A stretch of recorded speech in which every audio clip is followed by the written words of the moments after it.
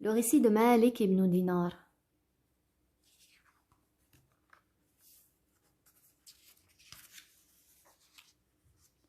On raconte que par le passé, un homme qui s'appelait Malik ibn Dinar désobéissait à Allah Ta'ala et il buvait de l'alcool. C'était un homme couvert de péchés. Malik avait une petite fille qui, lorsqu'il voulait boire, elle venait et lui renversait son verre. Malik aimait et chérissait énormément sa petite fille. Lorsqu'elle eut atteint l'âge de 2 ans, elle décéda. Malik en fut profondément affligé. Il se mit alors à boire au point de s'endormir ivre d'alcool. Il fit alors un rêve surprenant. C'était comme si le jour du jugement avait commencé. Comme si les gens étaient sortis de leur tombe et qu'ils étaient tous rassemblés et lui était là parmi eux. Alors que Malik était avec eux, il entendit un bruit derrière lui. Il se retourna et aperçut un immense serpent, ouvrant grand la gueule et se dirigeant rapidement vers lui. Malik s'enfuit à toute allure, terrorisé. Dans sa fuite, il passa devant un vieil homme, tout de blanc vêtu, duquel émanait une odeur agréable. Malik lui passa le salam. Il lui demanda aussi de l'aider et de le délivrer de ce monstre féroce. Mais le vieil homme ne put rien faire pour venir en aide à ce pauvre Malik. Il lui conseilla de courir plus vite, puisse-t-il ainsi échapper au serpent. Malik redoubla de vitesse jusqu'à parvenir à un endroit d'où il apercevait le feu. Il faillit y tomber tellement sa peur et sa terreur étaient grandes.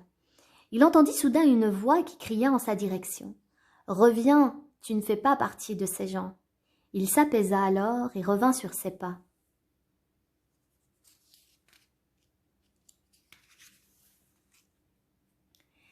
Mais le serpent le suivait toujours à la trace et le poursuivait.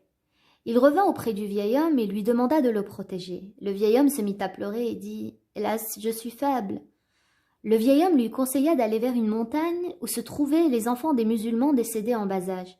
Il lui dit « Si tu as quelqu'un là-bas, il pourra t'aider. » Malik leva le regard en direction de la montagne et aperçut un paysage d'une beauté sans pareille. Il courut en sa direction, tandis que le serpent était toujours à sa poursuite. Lorsqu'il s'approcha de la montagne, un ange s'écria « Levez les voiles, ouvrez grandes les portes, montrez-vous, puisse ce pauvre miséreux trouver un enfant qu'il a perdu et qu'il le protège de son ennemi. » Les voiles se levèrent et les portes s'ouvrirent. De jeunes enfants beaux comme des lunes vinrent à lui. Ils crièrent lorsque le serpent se rapprocha de lui « Venez vers lui !» Ils s'avancèrent les uns après les autres. Sa fille qui était morte enfant se trouvait avec eux. Lorsqu'elle l'aperçut, elle pleura et dit « C'est mon père, je le jure par Allah !» Et elle se jeta dans ses bras.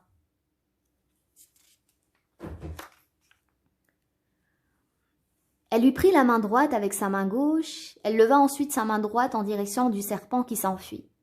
Elle fit s'asseoir son père et lui dit « Père, n'est-il pas venu le temps pour ceux qui sont croyants d'avoir le cœur empli d'humilité et de crainte pour évoquer Allah ?»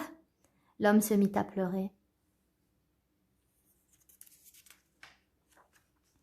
Après cela, l'homme demanda à sa fille « Est-ce que vous autres qui êtes ici connaissez le Coran ?»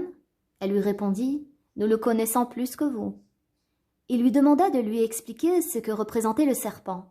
Elle lui dit « Ce sont les conséquences des mauvaises actions que tu as multipliées, c'est-à-dire tes péchés et l'alcool que tu buvais.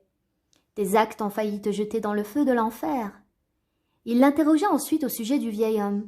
Elle lui dit « Ce sont des bonnes actions que tu as affaiblies au point de ne pouvoir te venir en aide pour surmonter tes bonnes actions, tes mauvaises actions. » L'homme se réveilla terrorisé, il prit la décision ferme de se repentir. Il devint ainsi parmi les grands vertueux. Prenez-le pour exemple, puisse Allah vous fasse miséricorde. Wa barakallahu fikum.